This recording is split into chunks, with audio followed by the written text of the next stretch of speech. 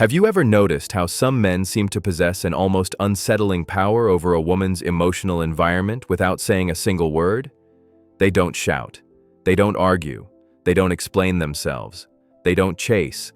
They simply withdraw. And suddenly, something shifts. The emotional atmosphere changes. Her certainty cracks. She starts questioning, watching, testing, reaching out, feeling. Not because you attacked her, not because you demanded anything, but because you removed what she had grown used to controlling. Now imagine if you did the same. Imagine if you stopped reacting instantly to her moods, her distance, her subtle provocations. Imagine choosing silence instead of the automatic response, retreat instead of emotional explosion, stillness instead of predictable reassurance. What do you think would happen? That is where the real point lies. When you stop being always available to her, emotionally, physically, psychologically, her internal world often enters a quiet crisis. Not because you vanished, but because the familiar mechanisms no longer work. Many women, often unconsciously, regulate themselves through a man's reactions, through his predictability, through knowing exactly how quickly he will respond, how easily he will explain, how fast he will soothe tension. But the moment you withdraw with awareness, the game changes. And the woman who believes she knew you realizes something deeply unsettling. She never truly did. Carl Jung said that everything that irritates us about others can lead us to a better understanding of ourselves. Now apply that insight here. When you become inaccessible, who really gets restless?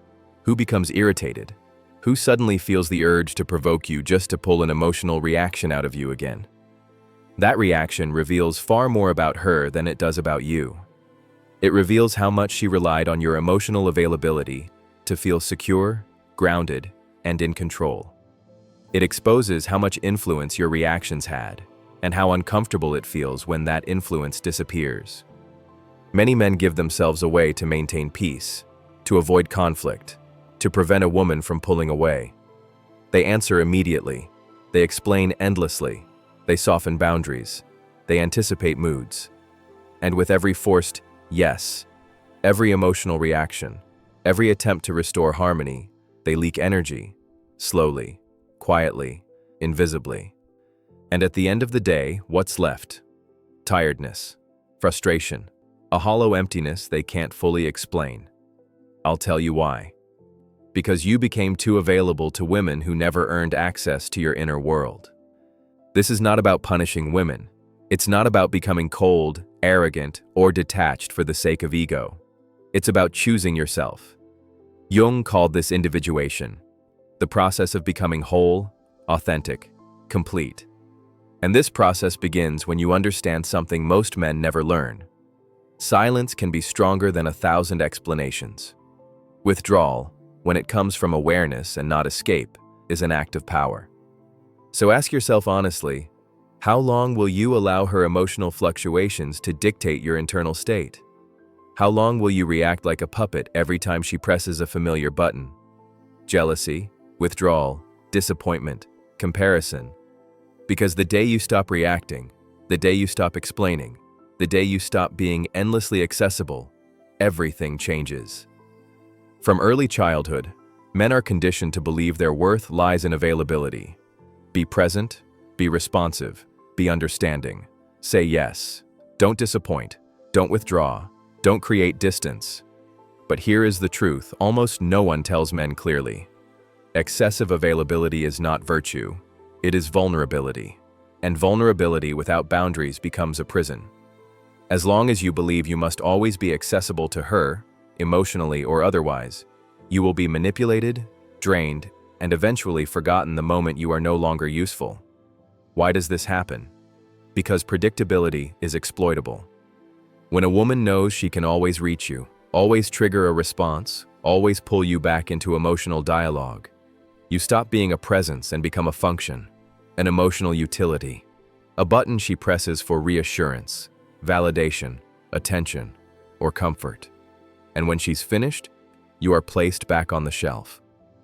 Many men accept this dynamic because they believe being there for her guarantees she will be there for them. It doesn't.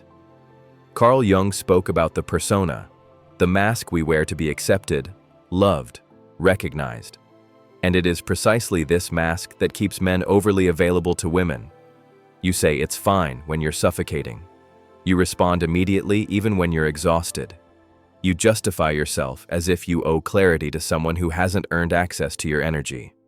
But the more you live on her stage, the more you disappear from your own. Being available all the time is a subtle form of self-abandonment. It's disguised approval-seeking. It's avoidance of rejection. It's an attempt to control how she sees you. And this control comes at a price. The price is your peace. Your vital energy is not infinite, yet you distribute it as if it were. And the darker truth is this: many women who demand constant availability do not actually want you. They want what you provide: validation, company, distraction, emotional comfort. When you change, when you set a boundary, when you refuse to react, those same women often become irritated. They accuse you of changing, of becoming distant, of becoming someone else. Not because you became wrong, but because you stopped being functional for them. Here is the cruel paradox. The more available you are, the less value you receive. What is too abundant becomes disposable. No one respects what they don't have to earn. No one values what is always there. So stop and think carefully. Who truly deserves your time, your attention, your emotional presence? Or better yet, who deserves your absence? Before you answer that, you need to understand something essential. Why do you react so easily? Why does the impulse to respond, explain, justify, and please feel almost automatic, especially with women? The answer lies in what Carl Jung called psychic energy. Jung did not see the human psyche as a simple machine reacting to stimuli without consequence. He saw it as an energy system. Every thought, emotion, and action consumes a portion of that energy. The question is not whether you spend it, but whether you choose where it goes, or whether the world chooses for you. Every time you react impulsively to her moods, to criticism, to provocation, you waste psychic energy. When you defend yourself against remarks that didn't deserve attention, when you engage in emotional tug-of-wars just to prove you care, you drain your inner strength on what does not nourish you. And Jung was clear: what you resist emotionally tends to persist psychologically. The more you react, the more you bind yourself to the dynamic. Men who feel emotionally drained are not weak. They are misdirected. And exhaustion creates vulnerability. Vulnerability attracts manipulation. Emotionally opportunistic women sense when a man does not guard his energy.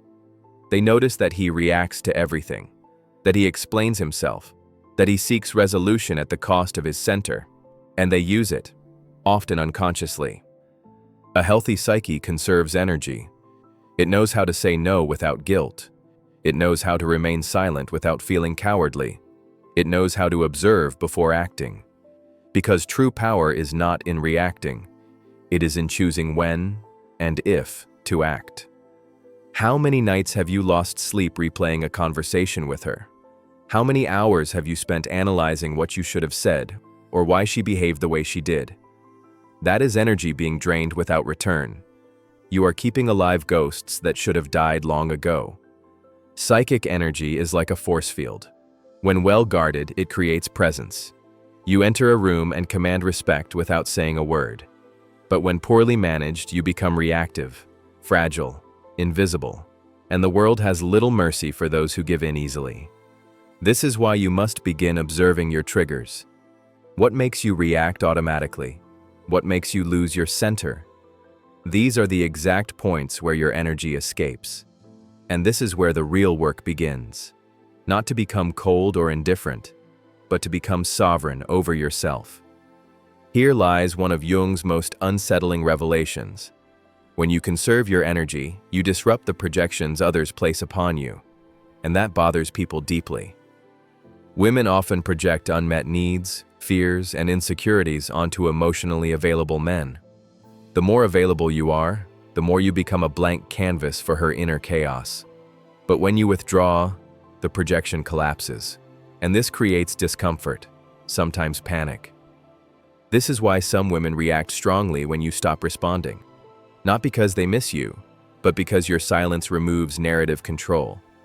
While you explain yourself, she defines you. When you go silent, she doesn't know where she stands. Silence destabilizes. But silence, when conscious, is not absence.